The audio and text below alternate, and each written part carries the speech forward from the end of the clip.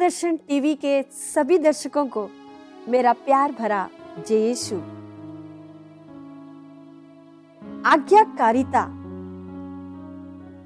मैं कहूंगी बहुत ही जबरदस्त तरीका है प्रभु के एकदम निकट पहुंचने का, प्रभु के प्यार को अनुभव करने का। मगर क्या मैं एक सवाल पूछूं, क्या आज्ञाकारिता सरल है?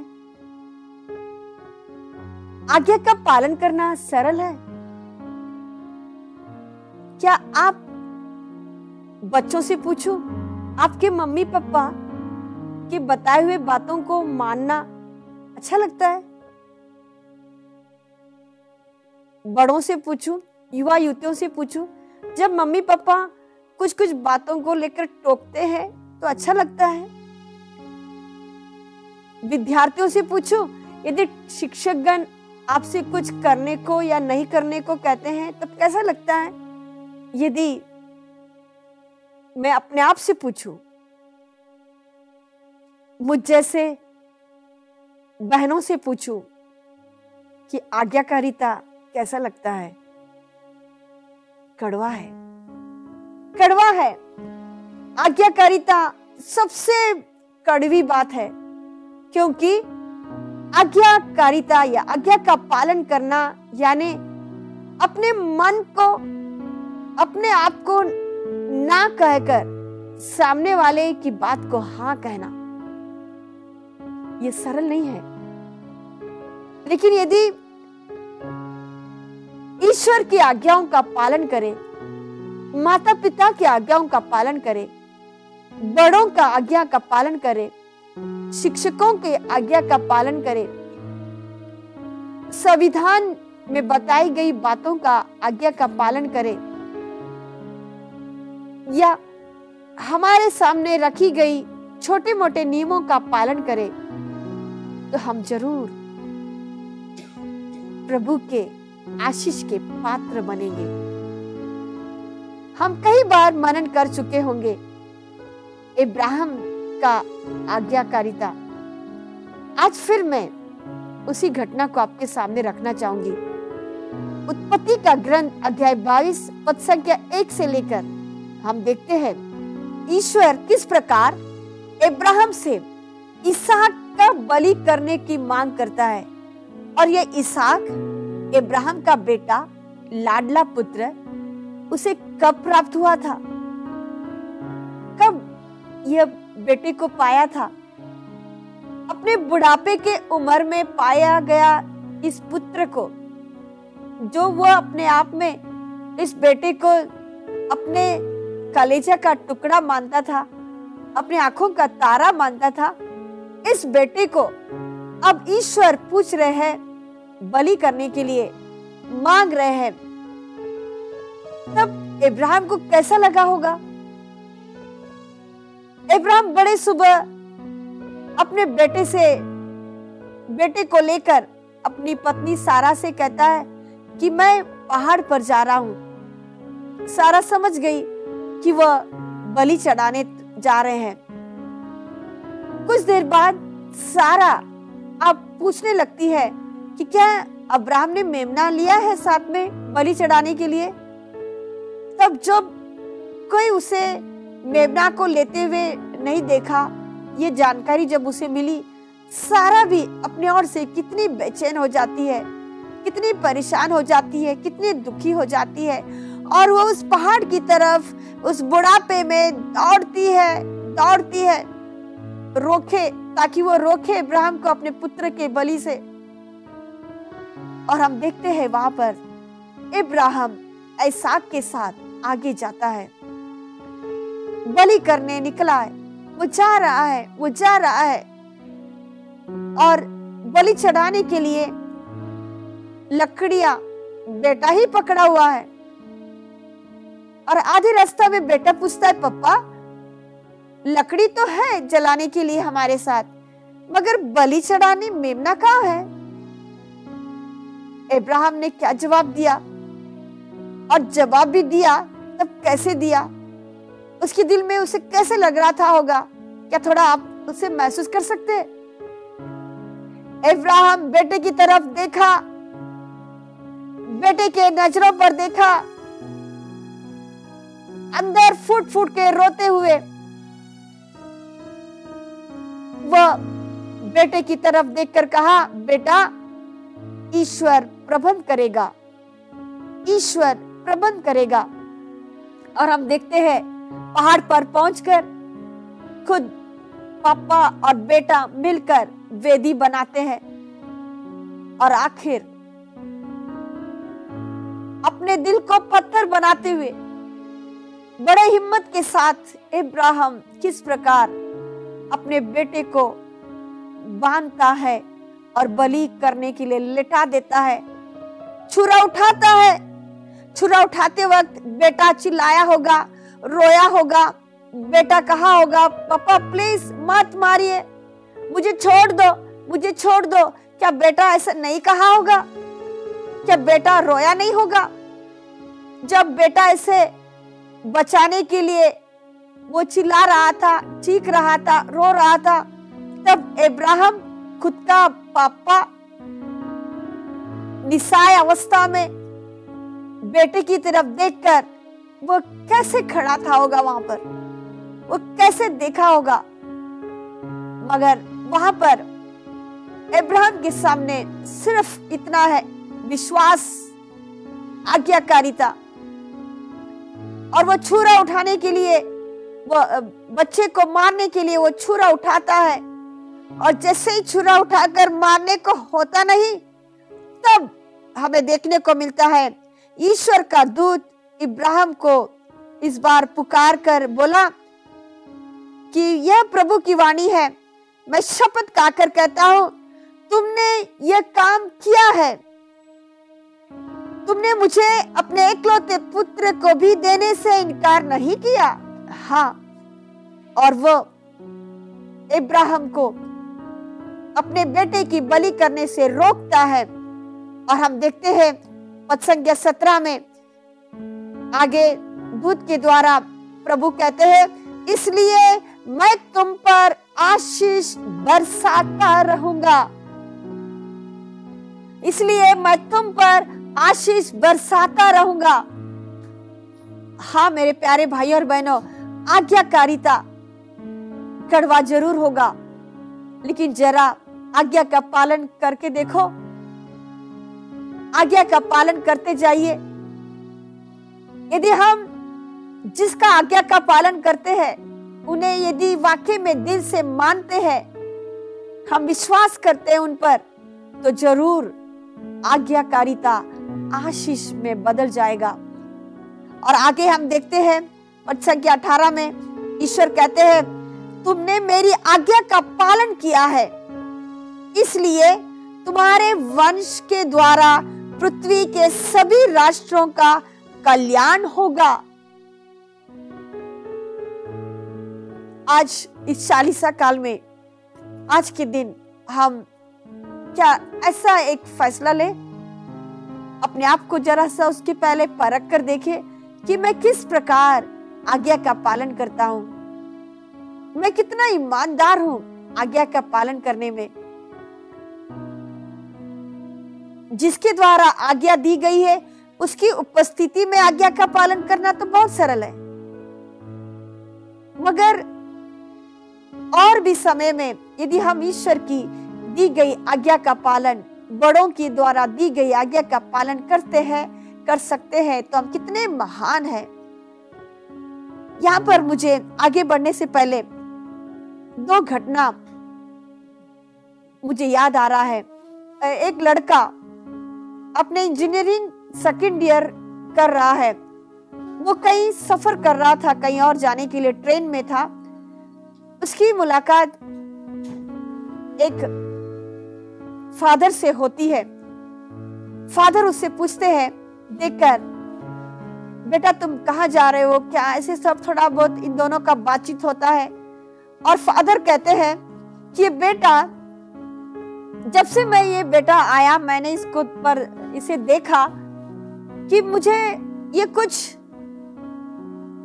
और अलग सा बेटा नजर आया। मुझे ये अपने अपने कार्यों में तो व्यस्त जरूर है, ट्रेन में मोबाइल लेना, गेम खेलना, या फिर कुछ देर के बाद कुछ पुस्तकें पढ़ना, और कुछ के देर के बाद वो देखता है कि कहीं कोई भी भाई या बहन जरूरत में है, वो ट्रेन में ही क्यों ना हो, वो वहां पर वो मदद कर रहा है एक दूसरे की, और सबके मन को बहलाते हुए वो एक उस बॉगी में जितने भी लोग बैठे थे, एक परिवार सा अनुभव दिलाते हुए वो वहां उस ट्रेन में यात्रा कर रहा था।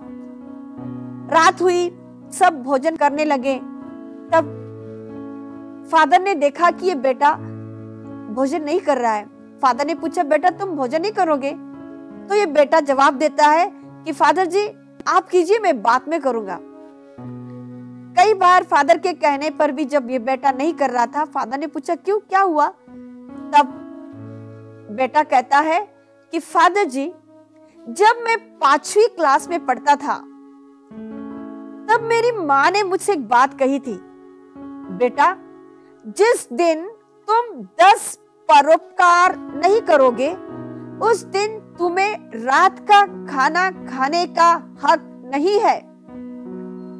जिस दिन तुम 10 परोपकार यानी एक दूसरे की मदद करना, 10 बार तुम जब किसी की मदद नहीं कर पाए, किसी की भी, पूरे मिलाकर कुल एक दिन में 10 बार किसी की सेवा करना, किसी की भी नहीं करोगे, उस दिन तुम्हें रात का खाना खाने का हक नहीं है।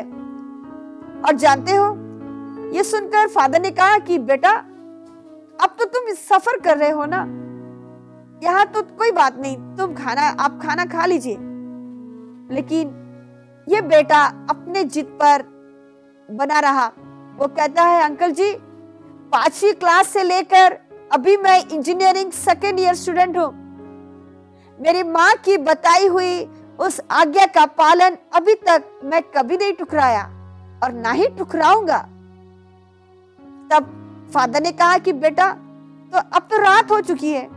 तब बेटा कहता है कि नहीं फादर जी, अब मेरा अभी तक 9 परोपकार हो चुका है और एक बचा है, उसके बाद ही मैं खाऊंगा।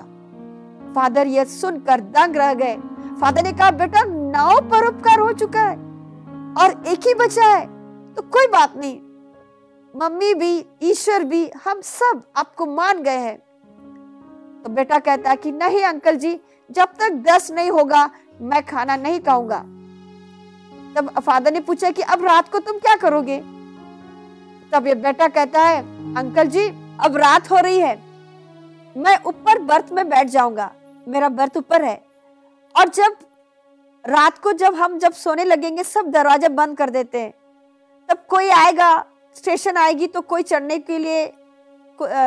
को होंगे, वे नहीं चढ़ पाएंगे, वे खटखटाएंगे, तो मैं ऊपर से उतरूंगा और मैं उनके लिए दरवाजा खोलूंगा और उनके सामान लगेज को अंदर रखने में मदद करूंगा और फिर मैं खाना खाकर मैं सो जाऊंगा। जानते हो, फादर ये सुनकर आगे कुछ नहीं कह पाए, फादर चुप हो गए। फादर ने कहा कि बेटा, ईश्वर तुम्हें बहुत सारी आशीष दे। मेरे प्यारे भाई और बहनों, यह है आज्ञाकारिता। आज्ञाकारिता या आज्ञा का पालन करने में दर्द है, तकलीफ है, जरूर है, लेकिन क्या आप जहां कहीं पर भी हो,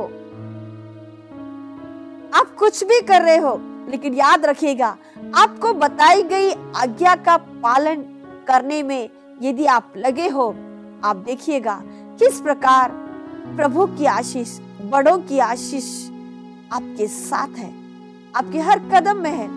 सफलता आपकी कदम चूमती रहेगी। Praise the Lord. और आगे देखिए, हम देखते हैं कि ईसा मसीह किस प्रकार आज्ञाकारिता का पालन करते हैं।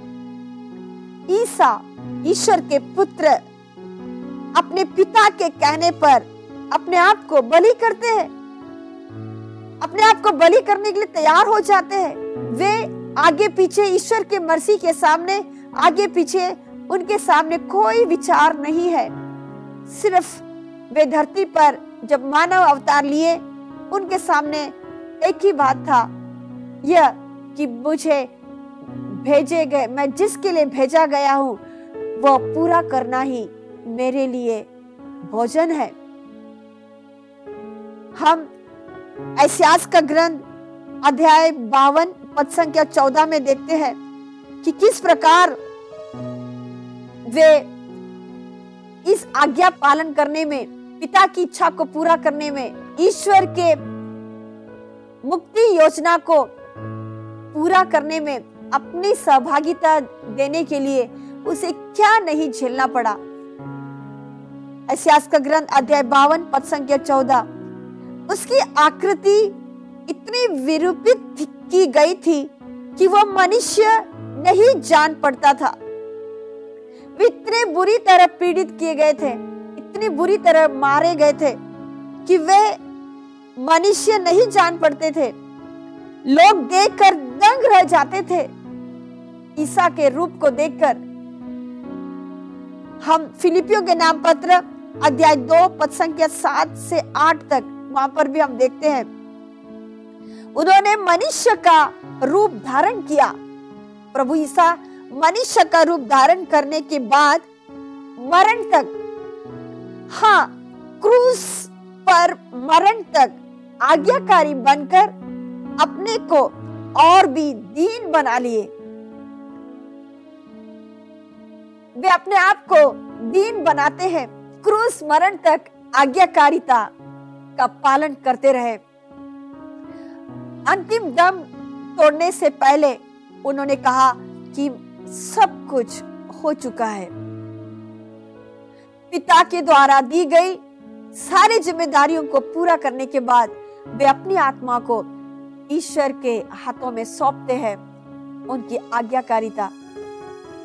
आइए हम इन दिनों में हम मनन करें, गौर करें, अपने आप को परखे और ईश्वर से शक्ति मांगे। इस 40 काल में प्रभु, मैं तेरी आज्ञा का पालन करने को तैयार हूं, प्रस्तुत हूं। हम अपने मम्मी पापा से कहिए कि पापा मम्मी, आज से आप जो भी कहेंगे मैं आप लोगों की कहना को जरूर मानूंगा। शिक्षकों से कहिए या फिर प्रकट कीजिए या फिर दिखाइए, कर्मों के द्वारा दिखाइए। ट्रेन में सफर करते हुए बेटे की तरह हम दिखाए कि किस प्रकार आप आपके दिए गए आज्ञाओं का पालन करने में आप कितने वफादार हैं। छोटी छोटी आज्ञा का पालन, छोटे छोटे कार्यों में भी हम ईमानदार रहे और इस प्रकार हम आज्ञा का पालन करते हुए हम प्रभु के आशीष के पात्र बनते जाए। वह अनुग्रह के पात्र जो पिता परमेश्वर ने अब्राहम से वादा की थी, तुमने मेरी आज्ञा का पालन किया है, इसलिए तुम्हारे वंश के द्वारा पृथ्वी के सभी राष्ट्रों का कल्याण होगा। यदि हम विधि विवरण ग्रंथ अध्याय 28 को पढ़े, वहां पर हमें 2 भाग में उस अध्याय को बांटा गया है। हम पहला भाग देखते हैं कि यदि आज्ञा का पालन करें तो हमें कौन कौन सी प्रकार की आशीषें प्राप्त होगी, और उस अध्याय का दूसरा भाग, यदि हम आज्ञा का पालन न करें तो हमारे साथ क्या होगा। आइए मेरे प्यारे भाई और बहनों, हम ईश्वर से कहे कि प्रभु, मैं तेरी आज्ञाकारी हूं, मैं आज्ञा का पालन करते हुए ही मैं यह स्थापित करूंगा कि मैं आपका प्रेमी हूं। हम वचन में पढ़ते हैं कि यदि तुम मुझे प्यार करते हो तो मेरे आज्ञा का पालन करो। यदि हमें ईश्वर को प्यार करना है, ईश्वर से प्यार करना है, तो हमें चाहिए कि हम उनके बताए हुए नियमों का पालन करें और इस प्रकार हम प्रभु के हकदार बने, प्रभु के राज्य के हकदार बने और ये 40 काल हमें पूरी तरीके से तैयारी कराए कि हम किस प्रकार हमें अपने आप को संवारना है, हमें किस प्रकार हमारे जीवन में सुधार लाना है, खासकर आज्ञाओं का पालन करने में।